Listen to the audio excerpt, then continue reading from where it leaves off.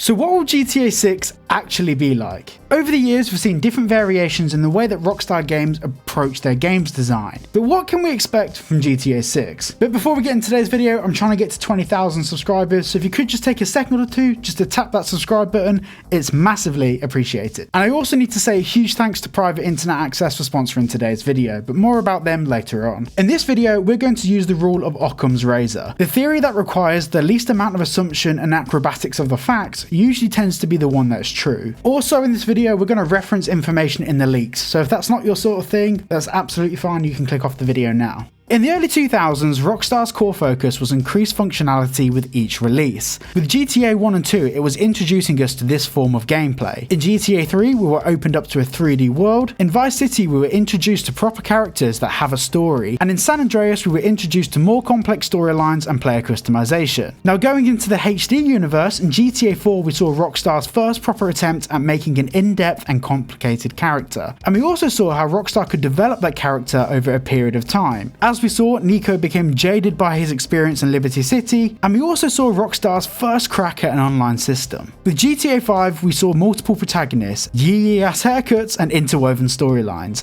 and overall Rockstar exploring a whole new vibe for the series. But what does this mean for GTA 6? What is the core focus of GTA 6, and what will the game actually feel like, and what can we expect to see? So firstly, let's start off with the story. We know that the game is going to have a Bonnie and Clyde inspired storyline. As discussed in a recent podcast with Project Vice and Jetro, going for the same ending as Bonnie and Clyde is a little bit predictable. So the path of least resistance here is for us to make the assumption that Rockstar are going to do something that's a little bit unpredictable, and something that will surprise us. Very similar to what they did in GTA 5 with the multiple endings, very similar to what we had in Red Dead Redemption 2, where that ending just took everyone by surprise. Rockstar aren't going to go for an ending that we already know. They're going to try and surprise us with how the game ends. The next thing is non-linearity. One of Rockstar's biggest criticisms over the years has been how linear their stories feel. Go here, get the bad guy, drive here, mission passed. This is something that they stepped away from a little bit in Red Dead Redemption 2.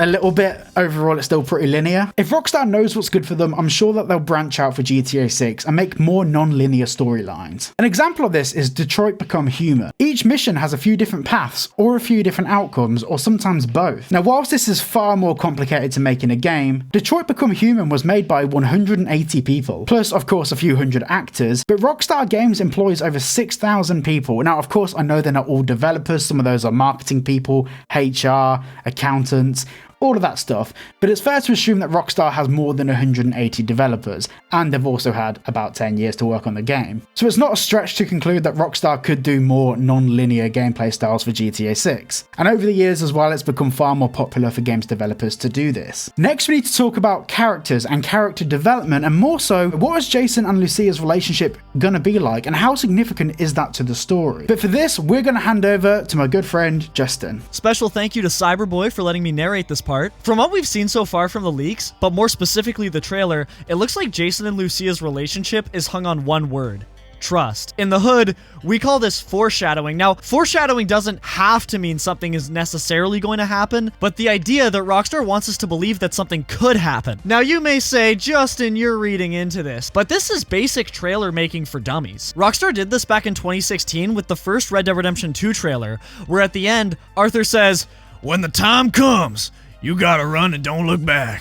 This is over." I've no idea. For the love of God, Cyberboy, please cut that out. If that doesn't work with the video, just replace it with the voice of Arthur saying that or something. I don't know. The actual reality of Jason and Lucia's relationship is that it isn't going to be black and white, because Lucia's Hispanic. GTA 6 is clearly a more grounded and realistic take to the Grand Theft Auto franchise, much like GTA 4. So the relationship between Jason and Lucia is definitely going to be realistic, just like the game. There may be contextual history of trust being broken, there may have been love affairs, there may have been nothing to cause concern, but trust is an important part of any relationship that is held together, especially when both parties could be wanted by the girthy and long arm of the law. In previous GTA titles, there has been an enemy, a person that you are fighting against throughout the story. It's potentially likely that the hindrance, the issue, the problematic entity is the relationship itself. Even in the cover art, it seems like Lucia has a grasp on Jason, and Jason's just kind of going along with it. Regardless, we are expecting to see a complex relationship between the two characters that exceeds anything that Rockstar has done previously. That concludes my bit. Thank you so much, Cyberboy, for letting me be in the video. Thank you for that, Justin.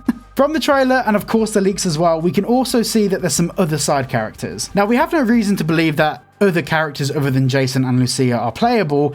However, it is worth mentioning that in the leaks we did see some developers messing around with this character and controlling him in, I believe it was 2 individual scenes. What that means, we have no idea, but at least it's food for thought. Now, vehicles is an important one to talk about. This is the first GTA game in the HD era where a specific vehicle is integral to the real-world counterpart of the game: boats. Miami and the waterways around Miami are like bread and butter, cheese and wine. Me and Justin.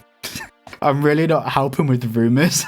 As we saw in the trailer, there was 59 watercraft. This includes things like airboats, jet skis, and other water-based vehicles. Yes, I counted all of them, I know, don't bully me in the comments. It's very obvious that boating and marine life are an important part of the modes of transport for the game. Whether that be boats and their interiors, container ships, or even turtles, we're going to see a game that plays with the ocean in ways that we've never seen Rockstar do before. And this is without us even beginning to speculate on the Bermuda Triangle and all the mythology and different mysteries that are involved around that particular location. GTA 5 had Mount Chiliad. I'm pretty sure we'll have a Bermuda Triangle in GTA 6. And if we don't, they've really missed the trick there. We can see from the trailer that we have a much larger variety of vehicles, and more to the point, certain sorts of vehicles being used in different terrains. Overall, we can assume that vehicle diversity will be reflected in different areas of the map, and that they will all have their own unique purposes in certain parts of the map. It's also worth noting that back in the 2022 leaks, we were able to see a developer moving the sun visor and steering wheel inside a vehicle. Now, of course, this could be the developer messing around with their own menus, or this could be an interior vehicle customization option that we have in the game. We simply do not know. But the fact that they've made these interiors so those particular elements can move will probably lend some weight to the fact that the vehicle interiors will be customizable around our character's height, weight, driving style, and other features like that. A core problem that we have in GTA 5 is some of the characters don't feel like they fit inside the vehicles properly. And most of the characters in the game are the same height, similar sorts of weights, similar sorts of builds. It just doesn't make the world feel believable or realistic in any way, shape, or form. It looks like with GTA 6, especially what we're seeing in the leaks, they're definitely taking a more realistic approach into the way that NPCs and main characters interact with their environment around them. And talking about NPCs and vehicles, we should probably talk about the traffic AI patent that Take-Two Interactive filed. I've explained this more in other videos, which you can see in the top right hand corner, but put simply, the traffic is able to use multiple paths to get to a given location. For example, if you block off a road in one location, NPCs will automatically take another route to get to their location.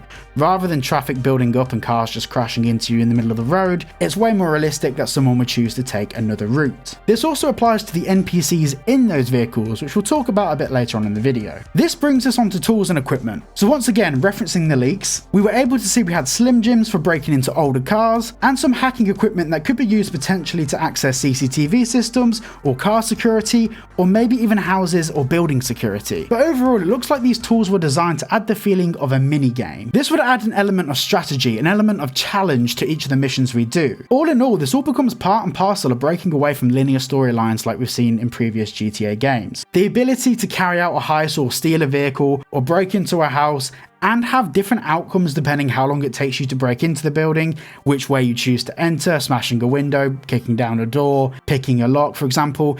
These all add different replayability options for the game. Once again, I am referencing Detroit Become Human again, but for example, you could play Detroit Become Human 4 or 5 times over and have a different experience. In fact, even more than that. There are so many different possible ways to play the game that it adds that replayability. So you don't just complete the game and then feel bored. You actually can go back into story mode and replay these options over and over again to make the game feel more unique to you as a player. This brings us on to NPCs. As we've seen in the trailer, NPCs are far more communal in the way they behave. They not only stand together, but they also take photos together, pass drinks to each other, and respond to each other in a far more believable manner. Which means it's probably not much of a stretch to believe that they'll respond to us and we'll be able to respond to them in a similar sort of way. As we saw in Red Dead Redemption 2, you're able to antagonize or greet people around you, and overall this is built into some sort of relationship or honor system with the people around you, and whether you're a good person, bad person, depends how people treat you. Obviously, Red Dead Redemption 2 was Rockstar testing the water with this to see how far they could push it and whether it was a useful feature in the game. As it's been proven many times, it is a very cool feature and we all loved it. And based on the leaks we've seen, it looks like they're bringing this back for GTA 6. Next, we need to talk about GTA Online, and boy oh boy, this has caused quite a bit of a stir. But before we get into this, I'd like to say a huge thank you to today's video sponsor, Private Internet Access. So what is a VPN? Well, a VPN effectively allows you to change your computer's location or your device's location should you be using a phone or a PlayStation, whatever it might be. This means that, for example, when you're playing games like Grand Theft Auto, which uses the peer-to-peer model, which is essentially when one console connects to another console, you're adding that layer of protection between yourself and the other player. So the other player is not able to access your actual location or your actual IP address.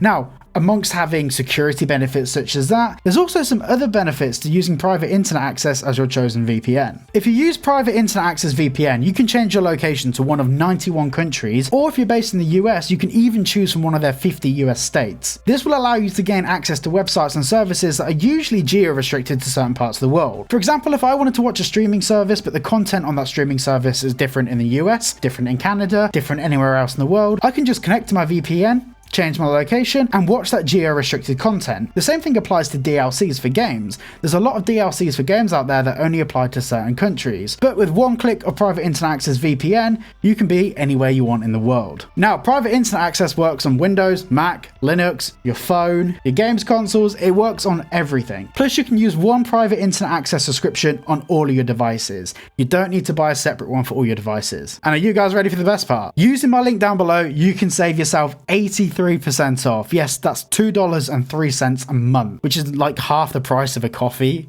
A third of the price of a coffee is crazy. And you also get 4 extra months completely free. So click the link down below and go and check them out. Supporting them supports the channel. So to talk about GTA 6 online, we need to talk about GTA 5 online. GTA 5 was not built for GTA Online. It was built for us to play a story, and there was no signs at all that GTA Online would become a successful thing. Rockstar have publicly spoken about this. They too were surprised at the success of GTA Online, and originally they had planned to do DLCs for GTA Story Mode. Of course, that didn't end up happening, and GTA Online ended up being a worldwide success. Online for GTA 5 was an afterthought, which is the very reason we now have loading screens to get into building interiors. It's not a fully inclusive world. It is the GTA 5 map with a load of additional add-ons bolted onto the top of it. This is why we've seen the rise of weird and wacky vehicles, because they're the only real things that Rockstar can introduce to make the world a bit more interesting.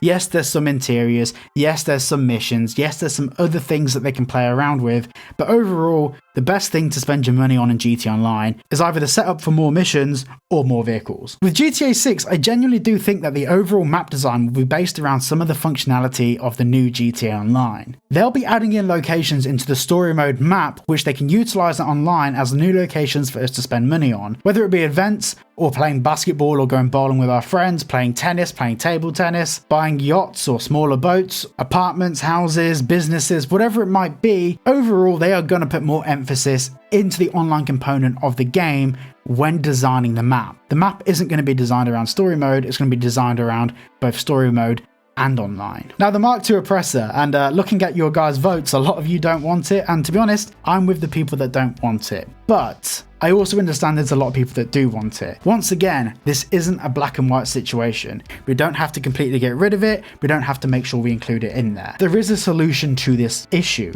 It's very likely that if Rockstar do introduce the Mark II oppressor into GTA 6 online, they would do it in the sense where it only applies to certain lobbies. So potentially we could have the option such as a anything goes lobby where Mark II oppressors are in there, or a restricted lobby where there's no futuristic vehicles or armored vehicles, for example. I have a feeling that most likely we're not going to see the Mark II oppressor at all, but if we do, it will probably be built into a specialist mode. But me being brutally honest right now, looking at all of the emphasis Rockstar have put into realism from what we've seen from the trailer, all the different mechanics, systems, AI patterns, and realistic world events that they've tried to include into GTA 6, the likelihood that they're just going to add loads of flying vehicles into the game is looking extremely unlikely. With GTA 5, it's not realistic at all. I mean, there's the Doomsday heist, there's working with the government. GTA Online is currently like the Fast and Furious franchise. It's just a bit of fun, but it's not to be taken realistically or seriously in any way, shape or form. Now, what we've seen over the past few years with the introduction of the role-playing community, a lot more people do care more about realism now. Now, in terms of the statistics of how many people care about real stuff versus futuristic stuff, I don't know, but this poll should tell you a lot. So to conclude, I hope that Rockstar go back to their roots of gameplay in GTA games. A balance between set challenges and fun that you make for yourself. Rather than giving us heists with linear goals where we earn more money to set up the next heist to earn more money to set up the next heist, and it repeats over and over and over again. I hope and truly do think that Rockstar will give us a great world where we have a lot of the choices of how we can make our own fun with the world they've given us. And the world itself will be more enjoyable, rather than having to buy futuristic vehicles to actually have any sort of fun in GTA Online